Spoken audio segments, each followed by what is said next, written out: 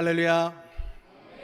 오늘 예배에 참석하신 여러분들, 또 비대면 예배로 지금 가정에서 예배를 드리고 있는 우리 능력교회 모든 권속들, 주님의 이름으로 사랑하고 축복합니다. 오늘 하나님의 기록된 약속의 말씀, 주의 성령이 내게 임하셨으니 이는 가난한 자에게 복음을 전하게 하시려고 내게 기름을 부으시고 나를 보내사 포로된 자에게 자유를, 눈먼 자를 다시 보게 함을 전파하며 눌린 자를 자유롭게 하고 주의 은혜의 해를 전파하게 하려 하십니다. 오늘 예배드리는 모든 성도 여러분께 주의 성령의 은혜로 말미암아 말씀을 듣는 모든 성도님들의 가정이 가난에서 벗어나 부욕해 되고 질병의 눌림에서 더욱더 건강의 자유함을 얻게 되며 영적인 눈이 활짝 띄어서 하나님의 참된 영광을 바라보게 되고 예수의 피로 말미암아 여러분의 모든 막혔던 것들이 다 끊어지는 놀라운 주님의 희년의 은혜가 선포되는 예배 시간이 되시기를 주님의 이름으로 축원합니다. 오늘은 기업 경영에 대한 말씀으로 이야기로 말씀을 시작하도록 하겠습니다. 여러분은 혹시 세계적인 기업 가운데 제너럴 일렉트릭이라고 하는 회사를 들어보신 적이 있습니까? 여러분, 이 제너럴 일렉트릭이라고 하는 회사는 우리가 또 잘 알고 있는 유명한 발명왕 에디슨과 관련이 있는 회사입니다. 에디슨이 제일 처음에 회사를 세웠을 때에 에디슨 제너럴 일렉트릭이라고 하는 회사를 세웠었습니다. 그러다가 나중에 이제 회사가 조금 더 발전하면서 에디슨이라고 하는 이름을 빼버리고 이제 좀 더 새로운 분야의 이제 사업에 진출을 하게 돼서 그냥 제너럴 일렉트릭이라고 하는 그 회사가 이제 시작이 되게 되는데, 원래는 제일 처음에 아주 조그만한 회사에 불과했던 이 제너럴 일렉트릭이 정말 이제 세계적인 기업으로 도약을 하게 되는 그 회사의 1등 공신이 바로 화면에 나오는 이제 잭 웰치라고 하는 분입니다. 이 잭 웰치가 작년에 이제 돌아가셔가지고 아마 트럼프 대통령도 이제 그를 애도하는 성명을 발표를 했었는데, 이 잭 웰치가 여러분 별명이 뭔지 아십니까? 경영의 신이에요. 경영의 신. 그러니까 그 경영이 그냥 뛰어나다가 아니라 이제 세계적인 그런 모든 기업가들이 봤을 때도 저 사람의 경영의 능력은 거의 신계에 이르렀다라고 평가할 만큼 경영의 신으로 평가될 정도로 잭 웰치가 굉장히 참 뛰어난 인물입니다. 근데 이분이 이제 평상시에 정말 가장 강조했던 키워드가 있는데, 여러분, 그 단어가 뭐냐면 협력이라는 단어입니다. 협력. 이분이 하셨던 말씀, 이런 말이 있어요. 자기 혼자서 모든 것을 다 할 수 있다고 생각하는 것은 글로벌 시대에서 패배로 가는 지름길이다. 이렇게 항상 이분은 이제 협력이라고 하는 단어를 강조해가지고 모든 회사원들이 어떻게든지 협력을 할 수 있도록 협력에 이제 경영을 했는데, 여러분, 그 일본의 유명한 자동차 회사 있지 않습니까? 도요타. 이 도요타가 세계적인 자동차 회사로 이제 발전을 하게 됐던 배경도, 여러분, 일본의 이 도요타가 그냥 혼자서 일어선 게 아니라 덴소라고 하는 자동차 부품 회사랑 손을 잡고 이 두 회사가 함께 협력을 해서 나중에 이 자동차 회사나 부품 회사라 다 모두가 세계 굴지의 회사로 일어서게 됐습니다.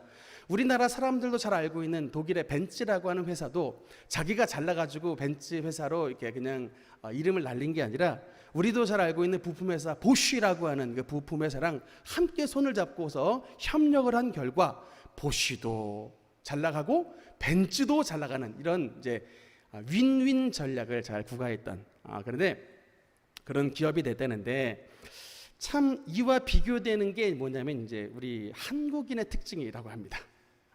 기사에 보니까 한국 사람은 이상하게 혼자 하면은 되게 잘하는데 여럿이 하면은 항상 협력이 안 되는 참 이상한 주특기가 있다, 이런 평가를 하더라고요. 그래서 반대로 일본의 경우는 그냥 개인적 한 사람으로 놓고 봐서는 그다지 별 볼 일이 없는데, 얘들은 같이 뭉쳐놓으면 참 그 시너지가 발휘가 돼가지고 뭔가 이게 덩어리를 만들어 놓고 뭔가 이게 성과를 이뤄내는 이런 특징들이 있다고 합니다.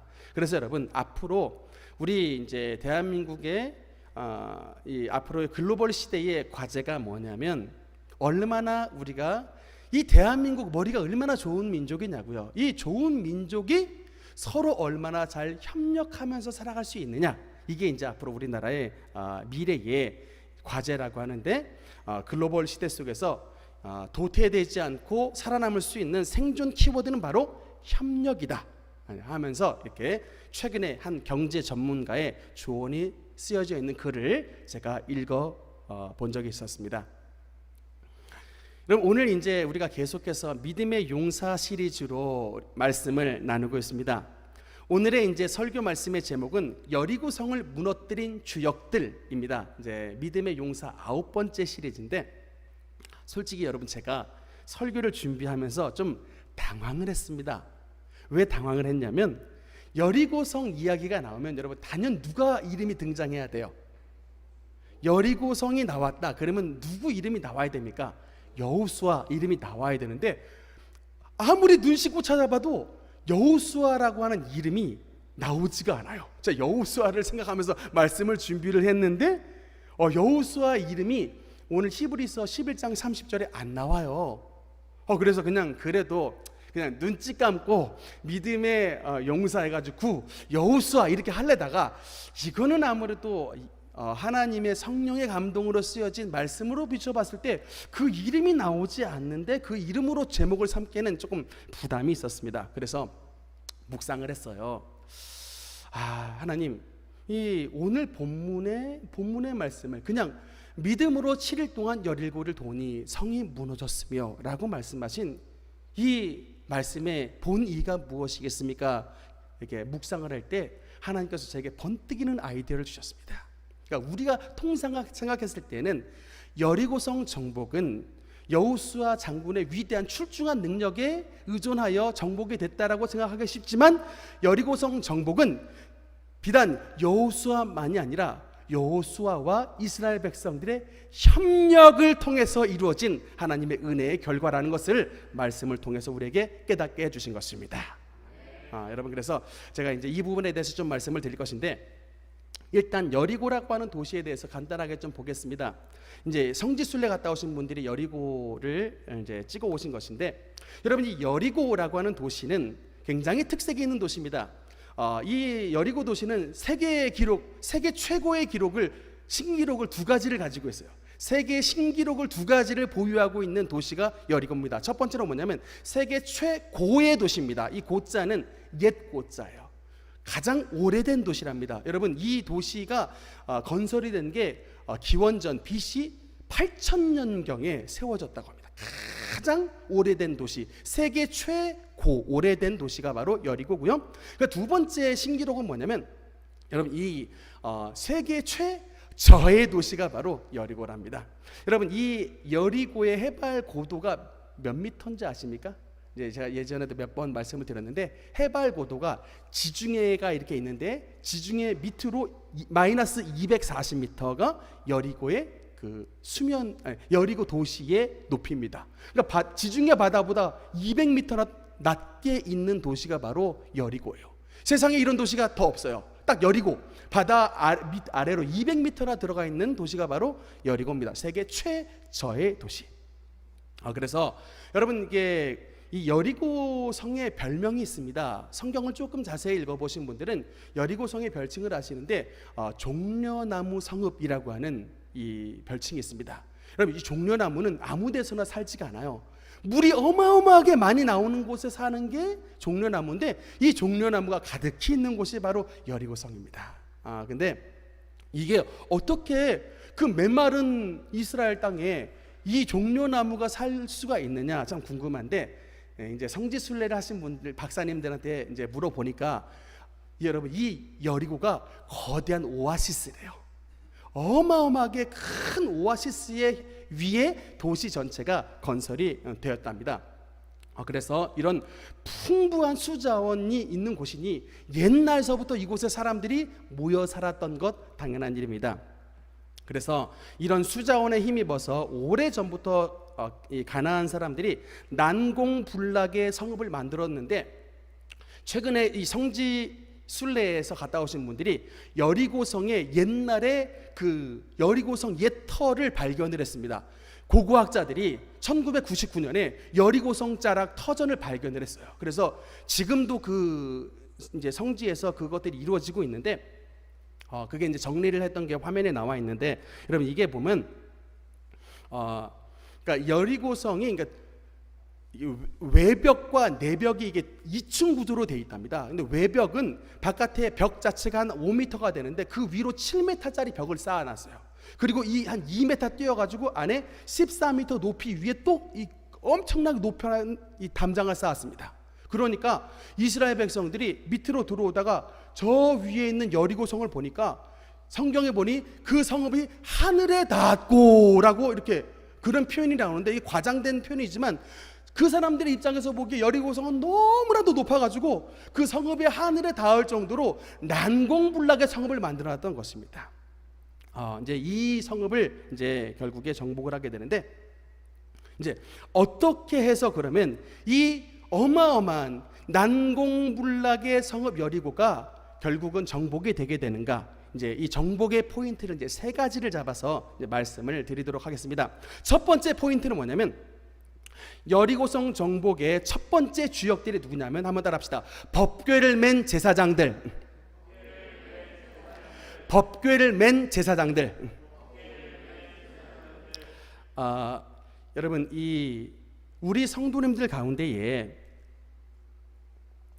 혹시 성지순례를 다녀오신 분들 혹시 계십니까? 서목사보다 좀 더 잘 나가셨던 분들, 혹시 성지순례 갔다 오신 분 계십니까? 없으시죠? 예, 근데 성지순례에 다녀오셨던 분들이 막상 이제 이스라엘 성지에 가면은 여러 가지로 좀 이렇게 실망을 하고 오신대요. 근데 왜냐하면 생각했던 것보다 규모가 너무 작은 거예요. 생각했던 것보다 규모가 너무 작고, 뭔가 젖과 꿀이 흐르는 가나안 땅이라 그러니까 발만 디뎌도 정말 막 이 풍성함이 넘칠 것 같은데 전혀 그냥 모래먼지 바람만 죄다 뒤집어 쓰고 와서 이게 과연 젖과 꿀이 흐르는 땅이 맞는가, 참 이게 퀘스천 마크가 붙는다고 하는데, 제일 실망을 느끼는 파트가 어디냐면 요단강이래. 요단강을 보면 진짜 이게 실망을 되는 게, 왜냐면 이게 너무나, 여러분, 요단강이 실개천만치 너무나 작다는 거예요. 너무 이 지류를 보고 마음속에 실망을 한답니다. 여러분, 이게 이제 요단강의 모습이에요. 그나마도 이건 조금 큰 파트를 찍었던 것이지, 냇가 같은 곳도 실제로 있대요. 근데 이제 이 작은 지류의 요단강도 한번 폭우가 내리거나 하면은 굉장히 급격히 물살이 늘어나서 거대한 지류가 형성이 되기도 한다는데, 여러분 이렇게 이제 쬐끄만했던 요단강이지만 한꺼번에 물이 확 그냥 불어나는 시기는 이런 이제 범람하는 시기에 이렇게 범람하는 시기가 되기도 하는데, 근데 여러분, 이스라엘의 도하를 앞둔 시기가 언제였냐면 여호수아 3장 15절의 말씀입니다. 여기 뭐라고 나와 있냐면, 요단이 곡식 거두는 시기에는 항상 언덕에 넘치더라 라고 말씀을 하고 있습니다. 하나님께서 요단강 도하의 시기를 어느 때로 잡으셨냐? 지금 요단이 범람하는 시기를 하나님께서 요단강 도하의 시기로 잡으셨다라고 성경은 말씀하고 있습니다. 여러분, 하나님께서 왜 요단이 그렇게 실개천같이 흐르는 그런 시기가 아니라 이렇게 범람하는 시기에 요단강을 도하하는 시기로 잡으셨을까? 여러분, 여기에는 하나님의 특별한 이 의미가 담겨져 있습니다. 얼핏 인간들이 봤을 때는 하나님이 굉장히 무모한 일을 벌리시는 것 같아요. 저 급류에 휩쓸려 가지고 제사장들, 법궤맨 제사장들이 떠내려갈 수도 있는데 왜 하나님이 저 시기에 도하를 말씀하셨는가? 우리 인간의 눈으로 보기에는 무모하다고 생각이 들 때가 있지만, 여러분, 이 적들의 입장에서 봤을 때 이 시기는 절대로 강 건너편에 있는 이스라엘 백성들이 도하하는 시기가 절대로 못 돼요. 아무리 여러분 무슨 재주를 부린다 해도 요단이 범람하고 있는 이 시기에 요단강을 넘어서 여리고로 들어온다고 꿈에도 여리고 백성들은 생각하지 않습니다. 이 시기는 어떤 시기예요? 여리고 백성들이 마음을 완전히 방심하고 있는 시기입니다. 전혀를 준비하고 있지 않는 시기입니다. 방심하고 있는 이 시기를 틈타서 하나님께서 요단강을 멈추게 하심으로 그 여리고를 정복하는 가장 중요한 시기로 만들어 놓으셨다. 게다가 이 범람하는 요단강의 지류를 완전히 끊어버리고 맨 땅으로 들어가게 하시는 이런 하나님의 기적을 통해서 여러분 이스라엘 백성들에게 뭐를 알게 하신 거예요? 이 여리고 정복은 니들이 하는 게 아니라 나 하나님 여호와가 앞장서서 너희를 위하여 대신 싸우는 하나님이 너희들의 땅의 정복자가 되어주신다는 사실을 이 이스라엘 백성들에게 직접 눈으로 보게끔 알려주신 사건이 되게 되는 것입니다. 이 요단강 도하의 작전에 쓰임을 받은 인물들이 바로 법궤를 맨 제사장들이었다. 여러분 이 범람하는 사진 한번 봅시다. 여러분이 이제 법궤를 맨 제사장들이에요. 이제 여러분이 하나님의 법궤를 맨 제사장들 4명입니다. 그 4명 중에 한 사람인데 하나님께서 이제 명령을 내리시는 거예요. 너희의 발이 지금 범람하고 있는 저 요단강에 그 물을 밟고 서면 흐르는 물의 요단강의 지류가 멈춰서고 모든 백성들은 건너갈 수 있다 라고 말씀을 하셨을 때 여러분은 지금 저 범람하는 요단강의 물을 밟을 믿음의 준비가 되어 있습니까? 여러분 계곡에 범람할 때 조금 잘못해서 가까이 가면 그냥 급류에 휩쓸려 익사하는 거 우리나라에도 지금 해마다 몇 번씩 일어납니다. 지금 이 현장에 발을 담그라고 명령하신 이 하나님의 명령을 들을 것이냐 아니면 내 상식으로 절대 저 요단강에 발을 디뎠다간 나는 급류에 휩싸려 죽을 수밖에 없다. 이 여러분 믿음의 싸움은요 사실은 하나님의 명령과 나의 상식과의 싸움입니다.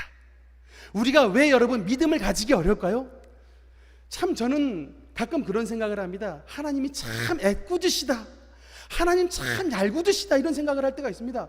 그냥 이스라엘 백성들이 이 범람하는 요단강 앞에 섰을 때 하나님이 먼저 이 범람하는 강의 지류를 딱 끊어서 먼저 쫙 그냥 마른 땅으로 만드신 다음 이스라엘 백성들아 건너가라 이렇게 말씀을 하면 얼마나 좋을까 항상 그렇게 생각을 해요. 근데 여러분 제가 아무리 성경을 읽어봐도 하나님의 방식은 이런 방식이 아니에요.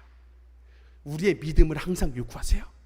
아브라함도 아들 이삭을 제단에 드려라 탁 들었을 때 칼을 빼 올려 들었을 때 하나님께서 하나님이 예비해 놓으신 여호와 일의 순양을 깨닫게 하십니다. 이게 하나님의 일하는 방식이에요. 여러분의 믿음으로 요단강을 밟을 때까지 하나님은 일하시지 않습니다. 여러분 왜 그러실까? 여러분 만약에 그냥 요단강이 열리잖아요. 그러면 우리는 우리의 이 교만의 습성은요 내가 지혜로워가지고 내가 잘나가지고 내가 전략이 좋아가지고 내가 요단강 건넜다 그러지 절대로 여러분 하나님 앞에 영광 돌리지 않습니다. 그래서 하나님은 때로는 우리가 꼼짝 못할 때까지 끝으로 밀어넣어요. 밤 사경에까지 밀어넣어버립니다. 계속해서 밀어넣는 거예요. 그래서 어떤 고백이 나올 때까지 하나님께서 밀어넣습니까? 하나님 나는 아무것도 할 수 없습니다. 아버지 오직 주님만이 나의 피난처고 오직 주님만이 나의 해답이오니 이 상황에서 건져내어 주시옵소서. 여러분 이 상황까지 가야 우리가 온전한 영광을 하나님 앞에 돌릴 수가 있게 되는 것입니다. 여러분 저는 우리 능력교회의 이 건축의 이야기가 정말로 바로 이 요단강 범람하고 있는 요단강 앞에 선 제사장의 이 믿음을 우리 정말 그대로 증명하라고 있다고 생각합니다. 제가 자주 간증의 말씀을 드립니다만 우리 2007년도 처음 덕은동에 능력교회를 개척했을 때 그러고 나서 한 1년 있다가 저기 성지기도원에 원장님의 아드님 이승신 목사님이 갑자기 우리 교회를 찾아오셨어요. 갑자기 그냥 오셔가지고 이렇게 오두막같이 허름하고 너무나도 사람들한테는 이게 교회인지 아닌지도 분간이 안 되는 너무나도 작은 교회지만 여러분 이곳에 하나님의 엄청난 뜻이 담겨져 있습니다 라고 하면서 이곳이 앞으로 장차 성령운동의 센터가 될 것입니다 라고 하면서 막 말씀을 하시는데 마음속에 믿음이 하나도 안 들어와요. 도무지 이 말씀이 믿어지지가 않아. 그러면서 목사님이 하시는데 지금도 시기가 늦었으니 당장 능력교회는 가서 땅을 사라 라고 말씀을 하시는 거예요. 아니 지금 교회 재정이 잔고가 한 달에 100만 원도 안 들어오는 때인데 무슨 당장 가서 땅을 사라라고 목사님이 막 그래서 목사님 어젯밤 뭘 좀 잘못 드셨나 저는 속으로 이제 그렇게 생각을 하고 말았습니다. 그러다가 그래도 이분이 참 이 기도하는 종이고 제가 전에도 말씀드렸지만 백두산 무대에 땅굴을 팔 때 그게 뭐 제4땅굴인가 되는데 그 이준 장군이 계셨던 그 사단장으로 계셨던 데인데 이승신 목사님이 기도응답 받아가지고 땅굴 팔아 해가지고 결국 그 땅굴이 파져가지고 그래서 그분이 나중에 사단장에서 이제 막 뭐 저기 국방부 장관까지 올라가게 된 이제 이 참 전설과 같은 기도응답을 받으신 분이라 이분이 오셨는데 하나님 말씀을 하셨으니 그래도 믿자 라고 해가지고 그래서 제가 찾아갔던 분이 우리 능력교회 그 당시에는 서강교회 류응상 집사님, 우리 교회 성도도 아니었는데 그분을 찾아간 거예요. 그래서 말씀을 드렸더니 그분이 퇴직을 앞두고 계셨는데 자기 교회 이미 5천만 원 이상 건축 헌금을 하셨는데 제가 갑자기 아들 친구가 찾아와가지고 뜬금없이 건축 헌금을 달라 했는데 그 말씀을 듣고서 장로님이 마음속에 계속해서 그냥 하나님께서 음성을 들으시다는 거예요. 웅상아 내가 능력교회를 사랑하는데 그 교회를 도와줄 사람은 너밖에 없다. 그러니까 하나님께서 이런 음성을 들려주셔서 결국에는 장로님이 거금 7천만 원이라고 하는 헌금을 우리 교회에 주셔가지고 그 돈으로 경매를 해가지고 우리 능력교회 첫 땅을 마련을 하게 됐고 그게 종자씨가 돼가지고 결국 또 하나님이 삼기신 도시의 기적을 일으키시는 바람에 지금 이 여러분 지축동에 12억이라고 하는 엄청나게 이 비싼 땅을 우리가 개척 13년 만에 이 땅을 마련했던 것입니다. 여러분 우리가 이제 이것으로 끝난 게 아니에요. 땅만 12억인데 이제 건물이 그 당시에 여기가 이제 2층 건물이 있었습니다. 이제 건축을 해야 되는 거예요. 제가 그 당시에 얼마나 어리석었냐면요.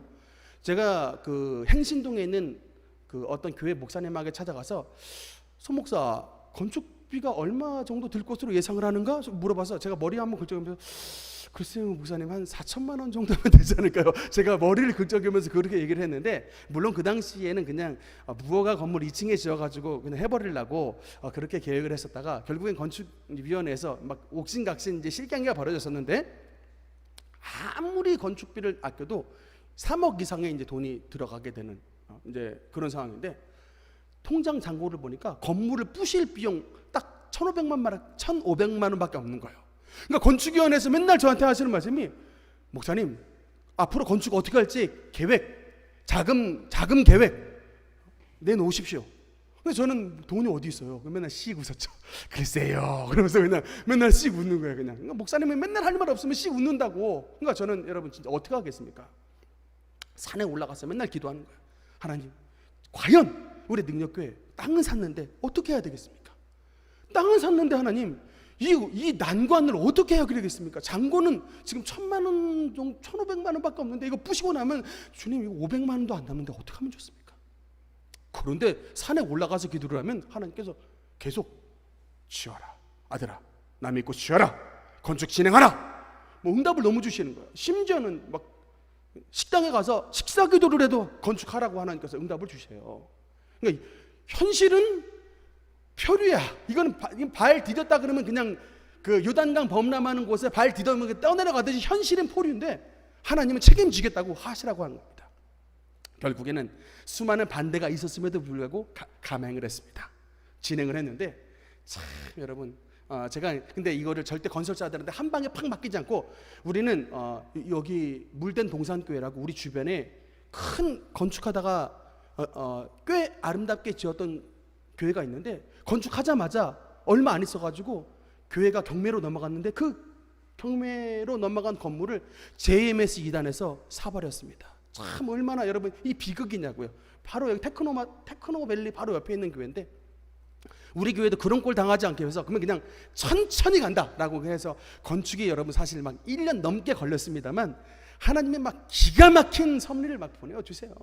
우리 교회 또 물질이 조금 여유 있으신 가정에서 이자도 받지 않고 거액으로 또 빌려주시고 우리 중직자 분들도 또 여러모로 헌신해 주시고 제가 또 그 시기에 여러분 생각지도 않은 옛날에 사업을 했던 게 있었는데 생각지도 않은 이 사업하다 돈 못 받았던 미수금 소송을 걸었는데 소송에서 제가 이겼어요. 그래가지고 한 또 500만 원 돈이 갑자기 꽁돈이 생겼어요. 야, 그래서 생각지도 않은 소송에서 승소를 해가지고 또 건축비 채워지고 그렇게 해가지고 결국에는 하나님의 은혜로 지금 여러분이 예배를 드리고 있는 이 건물에서 우리가 예배를 드리게 됐던 것입니다.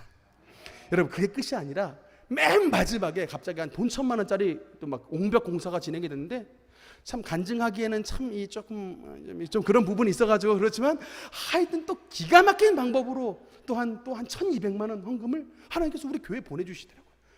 그러니까 저는 이 말씀을 보면서 여러분, 그러니까 우리가 왜 하나님께 기도를 해야 되는지를 그 이유를 여러분께 명확하게 말씀을 드리고 싶습니다. 우리는 몰라도 하나님은 분명히 보관을 가지고 계십니다. 우리는 그것을 못 볼 뿐이고 우리의 지혜는 그것을 인식하지 못할 뿐이지, 하나님이 약속하시면 하나님은 반드시 일을 지어 성취하시는 것입니다. 여러분, 제가 목 놓아 외치고 싶습니다. 왜 여러분의 삶에 이렇게 안 되는 일들이 많으냐? 여러분이 여러분의 삶을 경영하기 때문에 그런 것입니다. 여러분의 왕좌에, 여러분의 주인의 자리에 아버지 하나님을 한번 놓고 주님 앞에 기도하며 야복강의 야곱처럼 주님 앞에 기도를 한번 챌린지를 한번 해보시라고요. 하나님께서 야복강의 야곱에게 이스라엘이라고 하는 은혜를 베풀어 주시고 그를 축복의 조상으로 세우셨던 것처럼 여러분의 가정 가운데도 하나님의 놀라운 은혜와 축복으로 놀랍게 결실을 맺혀지게 되게 되는 것입니다.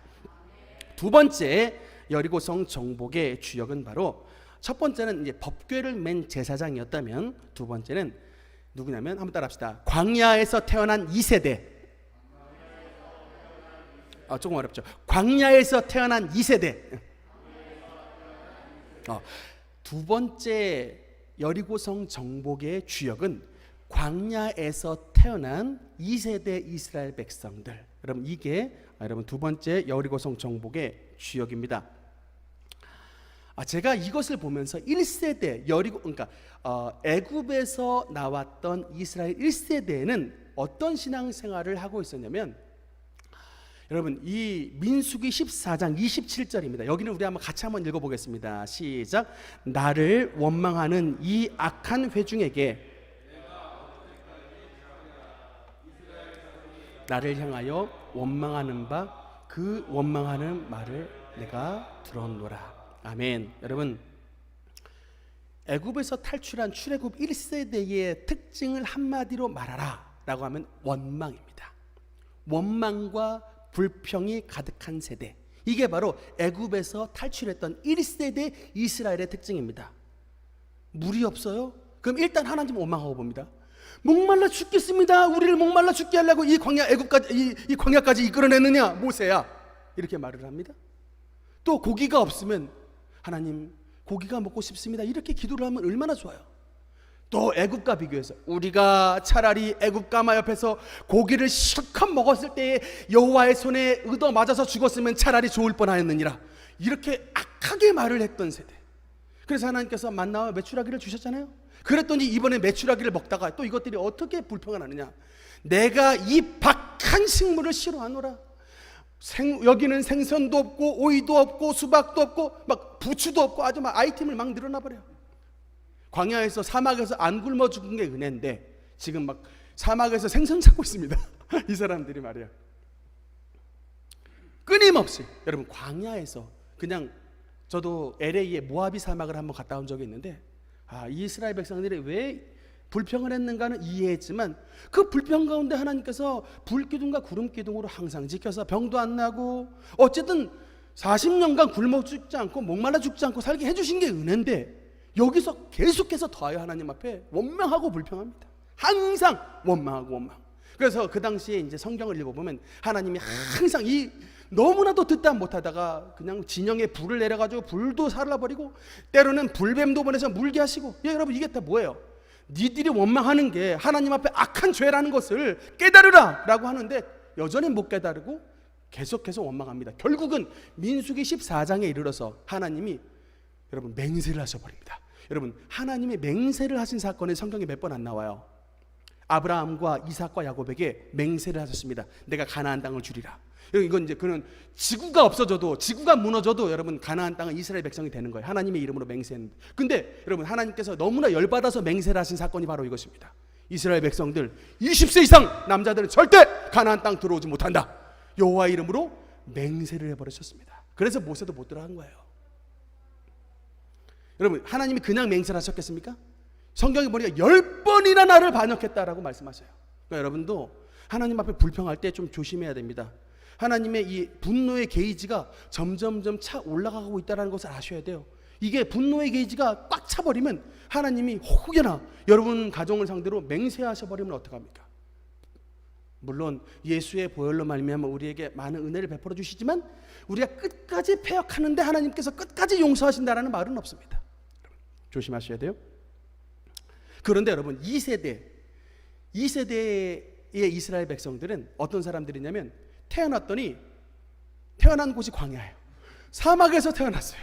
사막에서 태어난 사람들입니다. 그런데 하나님께서 이 사막에서, 광야에서 태어난 이 사람들을 이스라엘 사람들 가나안 땅으로 들어가는 주역으로 만드셨습니다. 근데 제가 참 이 성경을 보았을 때 제가 왜 두 번째 이 여리고성 정복의 주역은 2세대 이스라엘 백성들이라고 얘기하냐면, 이스라엘 백성들이 여호수아와 함께 동행하며 정복 전쟁을 일궜을 때 단 한 번도 그들이 원망하고 불평했다라는 말씀이 나오지가 않아요. 너무나 놀랍습니다.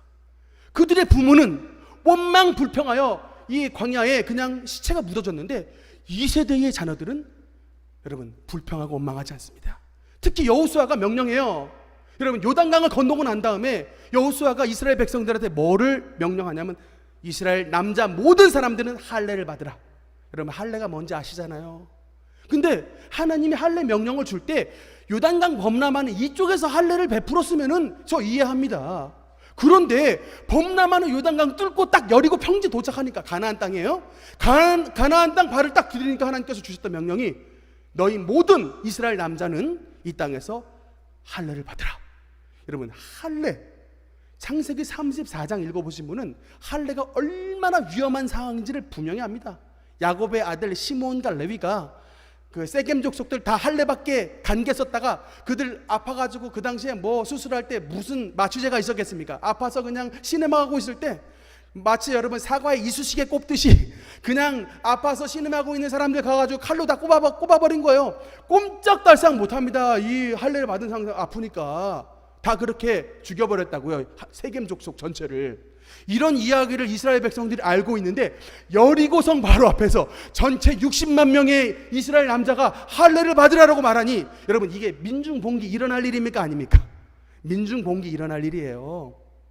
그런데 이스라엘 백성들은 얼마나 여러분 광야 노중에서 연단을 받았든지 하나님이 명하시면 이곳에서 여리고성에 있는 백성들이 쳐들어온다 할지라도 하나님께서 주님의 천사를 보내서라도 이곳을 지켜주신다라고 하는 확실한 믿음이 있었기 때문에 60만 명의 남자가 그 여리고 평지에서 할례를 받았던 것입니다. 여러분, 그곳의 지명의 이름이 뭔지 아십니까? 길갈입니다. 길갈. 애굽의 수치가 굴러갔다라는 뜻에서 길갈입니다. 그러니까 하나님을 믿어도 이렇게 믿어야 여러분 우리가 진짜 하나님이 인정하시는, 너희는 이제 과거의 죄인이 아니라 애굽에 속했던 사람이 아니라 하나님이 인정하시는 진짜 길갈의 사람, 진짜 이스라엘 백성이라고 말씀하시는 것입니다. 여러분, 하나님께서 아브라함에게 이스라엘 백성들 너희의 후손은 모두 다 할례를 받으라라고 했기 때문에 약속의 땅에 발을 딛자마자 할례를 명하신 것이에요. 이게 이제 우리 신약 시대에는 이것이 할례가 뭐로 바뀌게 되냐면 세례로 바뀌게 되는데, 그래서 이제 하나님의 백성은 하나님의 성령을 받아야 아브라함의 후손으로 인정을 받게 되게 되는 것입니다. 여러분께 말씀을 드리고 싶은 포인트가 바로 이것입니다. 저는 출애굽 2세대의 믿음을 여러분 본받으시길 원합니다. 정말 자기의 부모가 잘못했잖아요.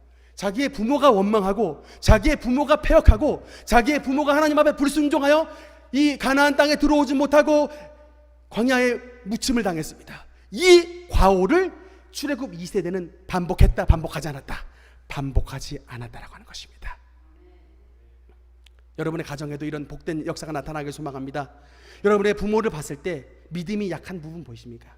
그러면 이 여러분의 자녀가 여러분의 부모님을 보시기에 연약한 믿음이 보이면 자녀된 여러분은 마치 출애굽 2세대의 믿음을 가지고 내가 부모님이 이루지 못한 이 약속의 믿음의 성취를 내가 더욱더 나타내어 청출어람의 신앙의 승리를 보이겠습니다. 여러분, 이런 믿음의 승리 결단 여러분 가운데 있어야 되게 되는 것입니다. 그 광야의 노중 가운데 고라라고 하는 사람이 모세를 반역했어요. 여러분, 이 고라는 얼마나 패역한 사람인지 유다서에 보면 구약 성경의 3대 악인에 들어가 있더라고요.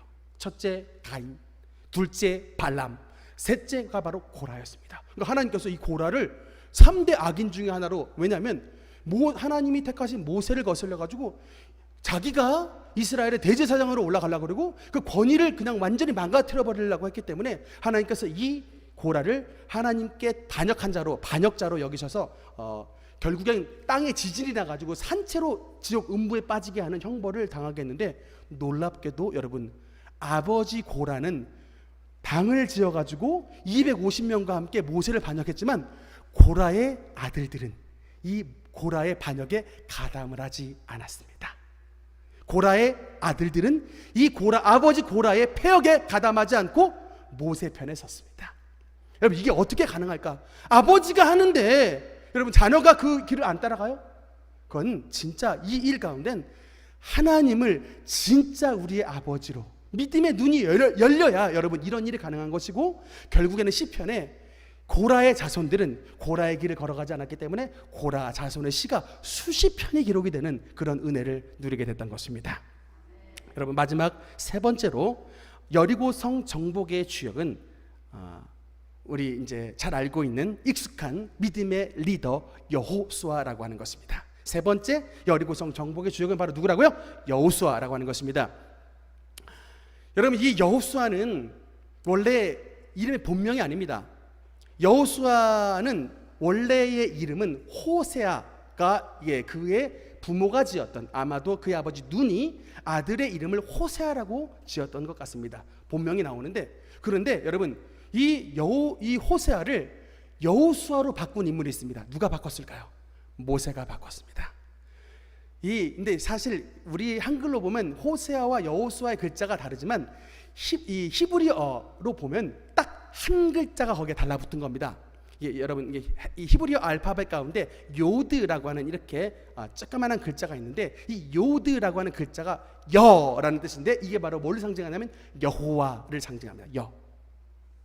그러니까 여러분, 이게 모세가 호세아를 여호수아라고 바꿨을 때 원래 호세아라고 하는 이름의 뜻은 구원이라는 뜻입니다. 구원. 그런데 여호수아가 모세가 호세아를 여호수아로 바꿨을 때 여기에는 어떤 이름이 붙여졌냐면, 그냥 너는 구원이 아니라 여호와의 구원을 이루는 하나님의 구원의 사명을 태어날 주님의 사역자라는 것으로 그의 이름을 바꾸었습니다. 그래서 호세아가 여호수아가 됐던 것입니다. 여러분, 이 비결이 어떻게 해서 일어났는가? 한 군데만 보겠습니다. 출애굽기 33장 11절에 보면 제가 정말 이 여호수아의 말씀을 읽으면서 가장 제가 본받고 싶어하는 포인트가 바로 이것입니다. 제가 읽겠습니다. 사람이 자기의 친구와 이야기함 같이 여호와께서는 모세와 대면하여 말씀하시며 모세는 진으로 돌아오나. 같이 읽겠습니다. 눈의 아들 젊은 수종자 여호수아는 회막을 떠나지 아니하니라. 아멘. 여호수아 됨의 비결이 무엇이라고요? 젊은 수종자 눈의 아들 여호수아는 회막을 떠나지 아니하니라. 여러분, 회막이 어디입니까? 미팅 플레이스예요. 하나님과 만나는 곳입니다. 여러분, 모세는 기도하면 그냥 자기의 진영으로 돌아왔습니다. 그럼에도 불구하고 모세의 수종자 젊은 여호수아는 회막을 떠나지 아니하였다라고 기록하고 있습니다. 이 말이 뭡니까? 여호수아는 항상 하나님의 머무시는 그 장막에 주님과 만나기 위하여 주님께 기도하고 항상 하나님과 교제하는 삶을 젊을 때부터 살았다라고 말씀하시고 있는 것입니다. 그 젊을 때부터 살았던 그런 눈의 아들 여호수아가 결국에는 모세가 죽을 때에 이스라엘 전체를 이끄는 리더로 세움을 받게 되게 되는 것입니다.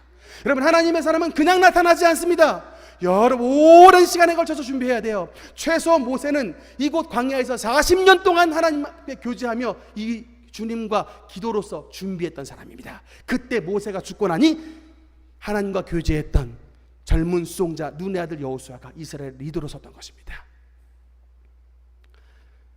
여러분, 제가 요사이 하나님의 특별한 은혜를 누리고 있습니다. 우리 예배 시간마다 거의 말미에 제가 치료를 선포합니다.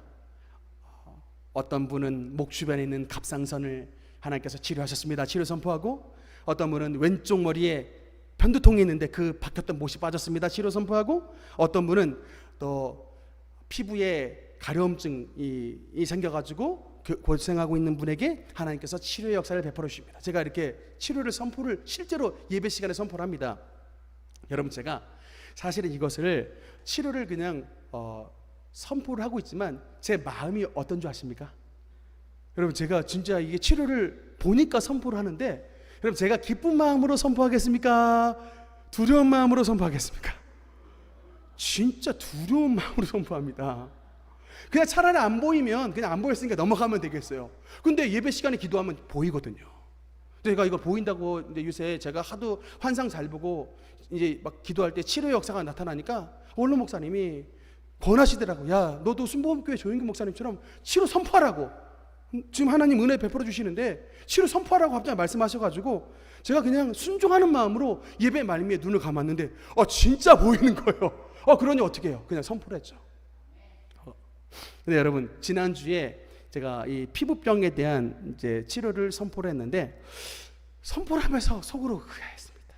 과연 우리 성도들 가운데 누가 피부의 질환에 걸렸는가, 저는 진짜 몰랐는데, 예배가 딱 끝나고 난 다음 저한테 이제 보람 집사님, 제가 이건 말을 하겠습니다. 보람 집사님한테 문자가 왔어요. 저한테 예배 끝나자마자 탁 문자가 왔는데 뭐라고 써 있냐면, 목사님, 제가 며칠 전부터 원인 모를 두드러기가 온몸에 났는데 가려움이 너무 심해서 밤에 몸을 긁고 일상생활에 지장이 있을 정도로 가려움이 심합니다.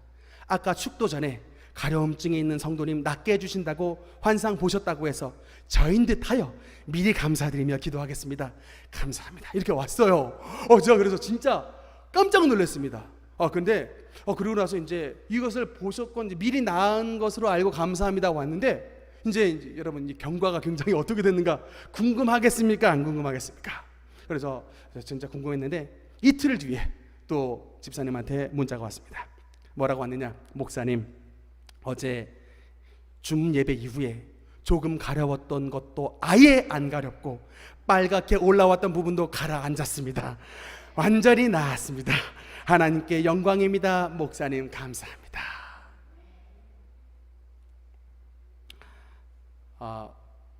제가 그 성도님 가려움증이 있는 거 알았겠습니까? 못 알았겠습니까? 전 정말 몰라요. 근데 제가 이것을 치료를 선포하면서 정말 느끼는 게, 여러분, 하나님이 정말 뭐라고 말씀하시냐면, 우리의 앉고 일어섬을 아시며 멀리서도 우리의 생각을 통촉하시오며 나의 길을 익히 하시오니라고 말씀이 있는데, 정말 여러분, 하나님이 여러분의 모든 질병과 아픔 다 알고 계시더라고요. 서목사는 모르는데 하나님은 아시죠. 근데 하나님께서 여러분이 병에서 놓여서 치료를 받는 게 하나님의 소원인데, 그 하나님의 소원이 준비가 되어 있는데 여러분은 막상 하나님 앞에 소원의 그릇을 준비하지 못하니까 주님께서 준비하시는 소원의 덩어리가 그릇에 담기지가 못해서 치료를 못 받고 계시는 거예요. 그런데 제가 예배 시간 가운데 치유함을 받는 성도의 공통점은 하나님 앞에 치료가 간절한 소원이 되는 사람이 여러분 치료함을 받는 것입니다. 여러분의 소원과 하나님의 소원이 딱 만났을 때 그릇에 하나님의 축복이 딱 담기게 되게 되는 것입니다. 얼마 전에 기도를 하는데 진짜 여러분 환상을 봤는데, 제가 기도 중에 갑자기 제 앞에서 바위가 딱 보이면서 그 바위에서 샘수가 확 터져서 나오는 거예요. 그럼 갑자기 제 앞에 샘물이 막 터져서 나가는데 이게 갑자기 웬 샘물인가 했더니 제가 손을 내밀었습니다. 그런데 그 손에 막 샘물로 손을 막 씻는 거예요. 그래서 이게 하나님의 바위에서 터져 나오는 생명수 샘물로 손을 씻는구나. 그러고 나서 손을 다 씻고 난 다음 손을 이렇게 했는데 손에서 갑자기 촥 하고 올라오더니 백합화가 손에서 쫙 피어나서 올라오는 것입니다. 하나님께서 생명을 살리는 능력을 참 이 주의 종의 손에 베풀어 주셨다. 여러분, 하나님께서 우리 능력교회를 21세기를 인도하는 성령 운동의 센터가 되게 해주시라고 분명히 약속의 말씀을 주셨습니다.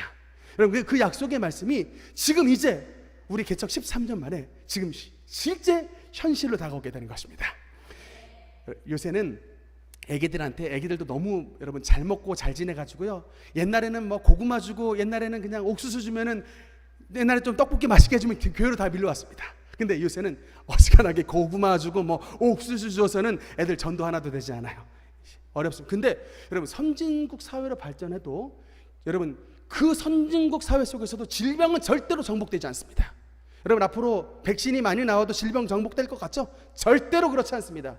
이 세상에 마귀가 살아 역사하는 한 질병은 계속 변이가 발생되고 더 진화해 나갑니다. 이게 악의 뿌리가 마귀이기 때문에 마귀가 정복돼야 질병이 없어지는 거예요. 그날은 천년왕국 때 없어지는 것이지, 절대로 우리가 살고 있는 이 시대는 아무리 선진국 되고 백신 많이 개발했다 해도 질병은 더 나오게 되어 있습니다. 근데 여러분, 치료는 하나님의 은혜에 속한 것입니다. 그렇기 때문에 우리가 정말로 예수님께서 지상에서 3년 반 생애하실 때 주님의 공생의 3분의 2에 해당되는 세월을 아픈 사람을 고치셨다는 사실을 여러분 믿으시기 바랍니다.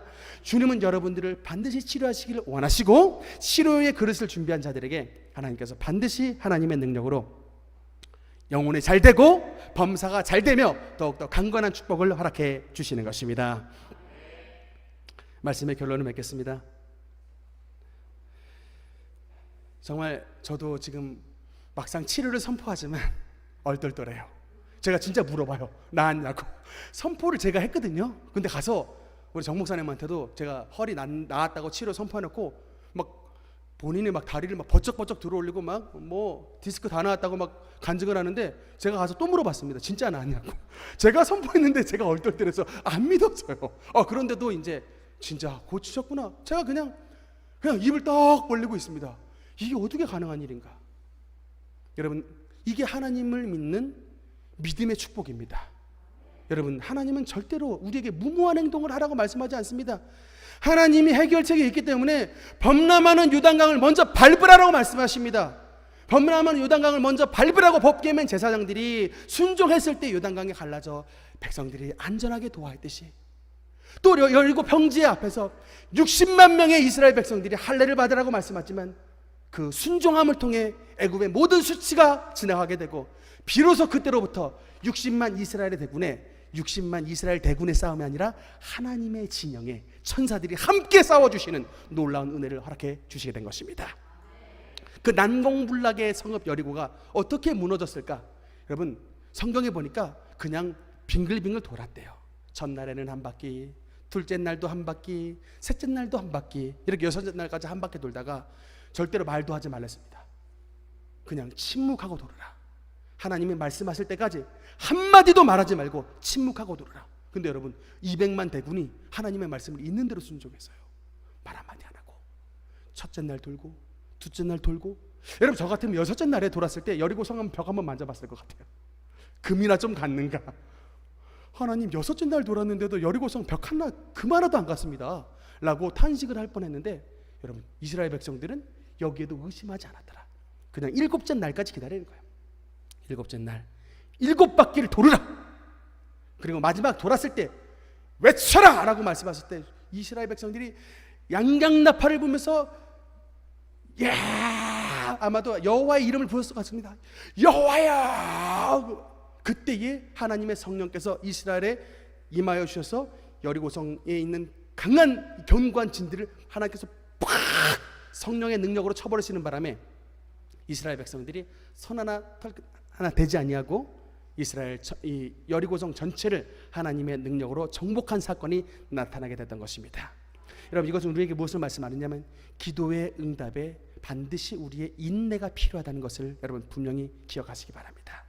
한 바퀴 돌았을 때 무너진 것이 아니라 하나님이 정해놓으신 장성한 분량에 찰 때까지 하나님은 여러분을 바라보시고 여러분의 믿음을 체크하시고, 그 믿음이 하나님의 장성한 분량에 도달하면 여리고성을 하나님의 성령의 능력으로 무너뜨렸던 주님이 여러분의 가정 가운데 있는 모든 죄악의 장벽들, 질병의 장벽들, 이 불화의 장벽들, 물질의 가난의 장벽들을 하나님의 능력으로 무너뜨려 버리시는 것입니다. 하나님은 어제나 오늘이나 영원토록 동일하신 하나님이십니다. 지난날에 여리고성을 무너뜨린 하나님이심이 하나님이 지금 주무시는 게 아니에요. 하나님의 성령으로 지금 우리와 동행하고 계십니다. 여러분의 기도를 지켜보고 계십니다. 우리 능력교회와 함께 하십니다. 여러분의 가정 가운데 역사하고 계시는 것입니다. 하나님을 하나님으로 인정하지 않으니까, 하나님과 먼 삶을 살아가니까 지금 여러분 우리가 너무나도 하나님의 은혜를 누리지 못하고 있는 것이지. 우리가 하나님을 하나님으로 인정하고 그분을 주인으로 모시며 하나님의 음성을 듣고 순종하며 나아가면 벽운동에서 그렇게 가난하게 시작했던 우리 능력교회를 13년 14년 만에 이렇게 아름다운 처소로 부흥시켜 주신 그 하나님이 여러분의 삶 가운데도 반드시 기적으로 역사해 줄 것을 믿으시길 바랍니다. 하나님께서 오늘도 눈동자같이 우리를 지켜주시고 코로나가 돌고 있는 이 형국 가운데서도 여러분의 가정을 더욱더 부강하게 만들어주시며 하나님의 놀라운 은혜와 은사와 치료하심으로 여러분의 삶 가운데 놀라운 치료의 은혜를 회복해 주셔야 될 것입니다. 그 은혜가 우리에게 임할 때까지 믿음으로 전진하시는 우리 모든 능력교회 권속들 되시기를 주님의 이름으로 축원합니다.